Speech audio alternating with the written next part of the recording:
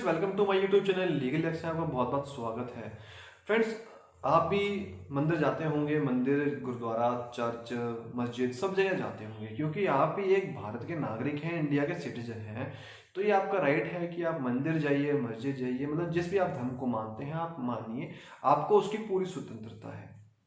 तो फ्रेंड्स, ये हमारे कॉन्स्टिट्यूशन में कैसे इंक्लूड किया गया है कि आप किसी भी अपने धर्म को मानिए, किस तरह से प्रोविजन हमें इंडियन कॉन्स्टिट्यूशन में दिया गया है, आज इस वीडियो में मैं आपसे वही डिस्कस आपसे शेयर करने वाला हूँ।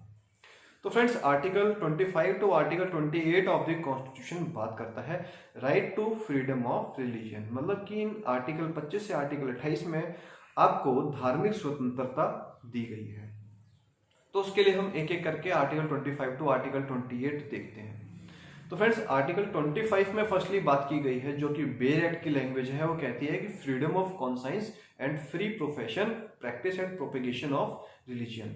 मीन्स की कॉन्शियस मीन्स मानना, फ्रीडम ऑफ कॉन्शियस, किसी भी धर्म को मान सकते हो। हाँ, मतलब आपको सिर्फ धर्म मानने का अधिकार है कि आप हिंदू हैं तो हिंदू धर्म अपनाइए, मुस्लिम है तो मस्जिद जाइए, मतलब सिख है तो गुरुद्वारे जाइए। आपको अपना पूरा राइट है कि आप जिस धर्म को मानना चाहो मान सकते हो, क्योंकि आपको फंडामेंटल राइट दिया गया है। बट हाँ, इसमें सिर्फ आप धर्म को मान सकते हो, धर्म परिवर्तन इसमें इंक्लूड नहीं किया गया है। सिर्फ आपको धर्म को मानने का राइट है, धर्म परिवर्तन अलग चीज है। इस आर्टिकल में सिर्फ धर्म को मानने की बात की गई है। तो ये आर्टिकल कहता है कि हर एक बंदे को धार्मिक कार्य अपने रिवाज के अकॉर्डिंग और उसको धार्मिक प्रचार करने का फंडामेंटल राइट है। बट हाँ, subject to public order, morality और हेल्थ की, मतलब उससे किसी सार्वजनिक नुकसान नहीं होना चाहिए, किसी की हेल्थ में नुकसान नहीं होना चाहिए, और जो सामाजिक संतुलन है, नैतिकता है, वो वैसे ही की वैसी ही बनी रही। तो फ्रेंड्स, आर्टिकल 25 तो बेसिकली यही कहता है कि आपको धार्मिक प्रचार और उसका मानने का अधिकार है, धार्मिक कार्य कर सकते हैं। और इसमें लेकिन एक्सप्रेशन 1 में यह भी कहा गया है, the wearing and carrying of kirpan shall be deemed to be included in the profession of the Sikh religion, कि सिखों को कृपान रखने की स्वतंत्रता है, कि मतलब अपने धर्म के अकॉर्डिंग सिख जो है अपने कृपान रख सकते हैं। उसी तरह जैसे हम देखते हैं कि भाई हिंदुओं में हनुमान जी पे सिंदूर चढ़ाया जाता है, शिवालय जी पे दूध चढ़ाया जाता है। तो ऐसे मतलब अपने अपने रिवाज हैं और आप उनको मान सकते हो, क्योंकि ये आपका एक फंडामेंटल राइट है, उसको आपको कोई नहीं रोक सकता। तो आर्टिकल 25 कहते हैं कि आप किसी भी धर्म को मानिए, आपको पूरी स्वतंत्रता है, पूरी आजादी है, पूरी छूट है। तो आइए फ्रेंड्स, अब हम आते हैं आर्टिकल 26 पे, जो कि कहता है कि freedom to manage religious affairs. जैसे कि हमने आर्टिकल 25 में देखा कि हमें धर्म को, मतलब किसी भी इंडिविजुअल को अपना जिस मर्जी धर्म को मानने की आज़ादी है। बट किसी भी व्यक्ति को धर्म को मानने की आज़ादी तो है, लेकिन कभी ऐसा होता है कि बहुत लोगों की जरूरत पड़ती है। जैसे कोई यज्ञ कराना है, या कोई भागवत कथा होनी है, या कोई जागरण होना है, या इस तरह का कोई भी ऐसा परफॉर्म किए जाने वाला रिलीजियस अफेयर्स है, या कोई जुलूस निकालना है। तो इसमें अकेले तो हो नहीं सकता कि आप अकेले हवन कर रहे हैं, अकेले यज्ञ कर रहे हैं, अकेले जुलूस निकाल रहे हैं, अकेले जागरण कर रहे हैं, अकेले कोई कथा ऑर्गेनाइज कर रहे हैं, ऐसा तो पॉसिबल नहीं है। तो आर्टिकल 26 में ये कहा गया है कि आप किसी भी रिलीजियस काम के लिए बंदों को इकट्ठा कर सकते हैं। मीन्स कि किसी भी आप एक ग्रुप बना सकते हैं, क्योंकि यज्ञ और ये सब जो काम है ये ग्रुप के थ्रू ही हो सकता है, अकेला बंदा तो कर नहीं सकता। आर्टिकल 25 में तो कहा था कि भाई आप इंडिविजुअली जिस मर्जी धर्म को मान सकते हो, पर आर्टिकल 26 कहता है कि आप एक ग्रुप बना सकते हो और ग्रुप बना के काम कर सकते हो। उसमें क्या क्या इंक्लूड होता है, जैसे पहला है हमारा कि आप जो भी धार्मिक कार्य का प्रबंधन कर सकते हैं, मीन्स यज्ञ कर सकते हैं, जुलूस निकाल सकते हैं, कोई भी ऐसा मिलके। सेकेंड है कि आप किसी मंदिर की स्थापना भी कर सकते हैं। जैसे मैं हिंदू हूँ तो मैं किसी मंदिर की स्थापना कर सकता हूँ, उसकी कहीं पे भी तो नहीं बना सकते, बट हाँ अपनी प्रॉपर्टी पे, ये नहीं कि किसी और की जमीन पे जाके मंदिर बना दिया।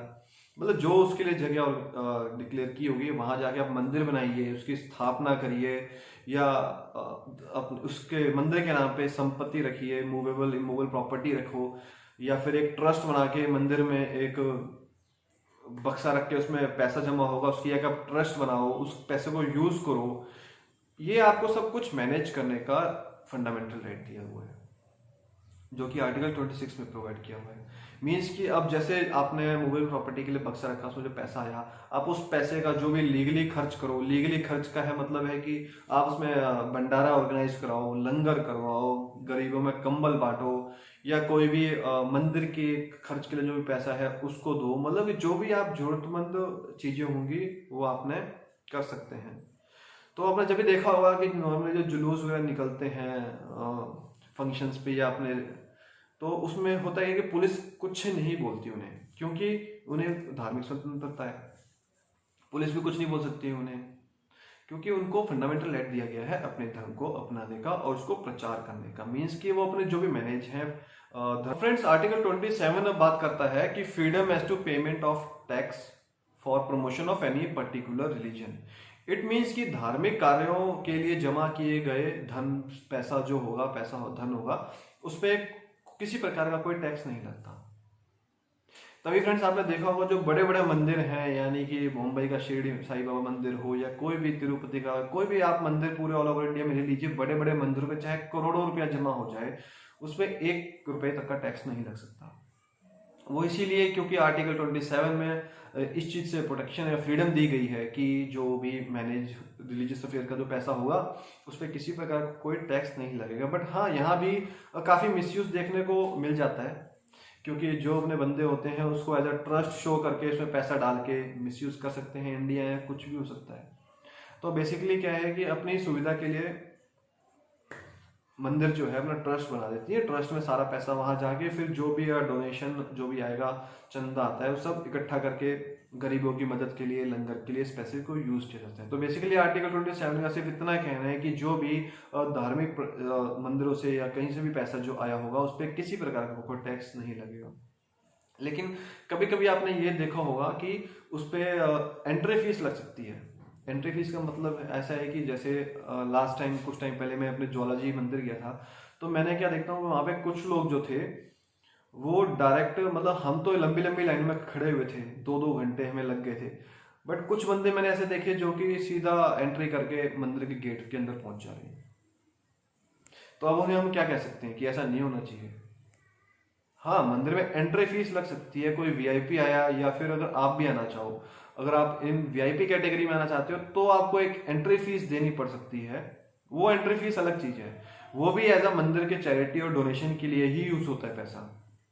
बट ये है कि मंदिर आपसे वैलिड रूप से एक एंट्री फीस वसूल सकता है, आपसे मान सकते हैं कि आपने अगर किसी मंदिर में जाना है, प्रॉब्लम है, वीआईपी है, तो आपसे सिर्फ एंट्री फीस ली जा सकती है, उसके अलावा आपको किसी प्रकार का कोई टैक्स नहीं देना है।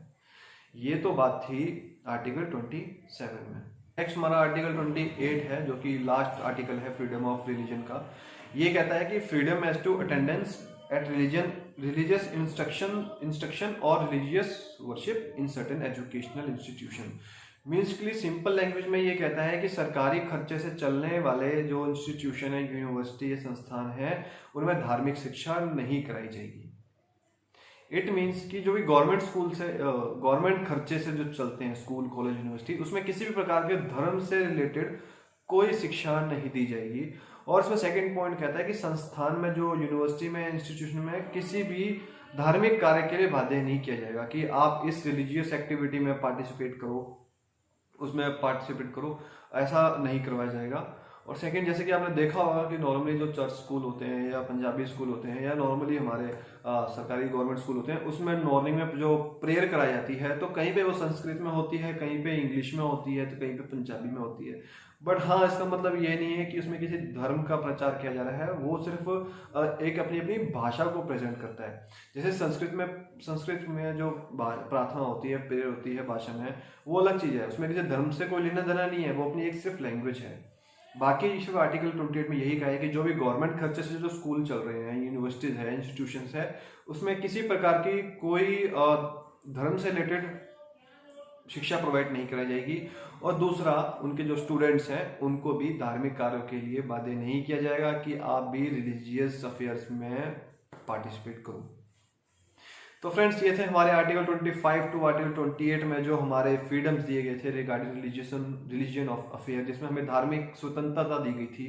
जिसे हम आइए एक बार फिर इन शॉर्ट में जानते हैं। आर्टिकल 25 में सबसे हमें पहले कहा गया कि हमें किसी भी धर्म को मानने की स्वतंत्रता है।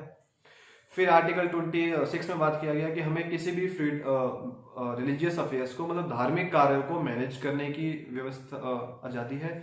जैसे कि हम 25 में तो किसी भी धर्म को मान सकते हैं। आर्टिकल 26 में हम कोई भी यज्ञ, जुलूस या कुछ भी अपने धार्मिक को मेंटेन कर सकते हैं। फिर आर्टिकल 27 में हमें आज़ादी दी गई है कि जो फ्रीडम ऑफ टैक्स है, कि आपको किसी भी धार्मिक कार्य पे कोई टैक्स नहीं देना है। फिर आर्टिकल 28 में कहा गया है कि जो भी government school, government institution fund से चलने वाले यूनिवर्सिटीज हैं, इंस्टीट्यूशंस हैं, उस पर धार्मिक शिक्षा नहीं कराई जाएगी और उससे किसी स्टूडेंट को एक्टिवली पार्टिसिपेट होने के लिए फोर्स नहीं किया जाएगा। तो फ्रेंड्स, यही हमारी आज की वीडियो खत्म होती है। उम्मीद करता हूँ आपको ये वीडियो पसंद आई होगी। तो पसंद आई हो तो प्लीज़ लाइक्स कर दीजिएगा, क्योंकि आपका प्यार बना रहे तभी आगे ऐसी ऐसी इंटरेस्टिंग वीडियोस पोस्ट होती हैं। तो अगर आपने मेरे चैनल को अब तक सब्सक्राइब नहीं किया तो please subscribe my channel and share with others so that all can get all the upcoming videos in the near future. So friends, stay safe,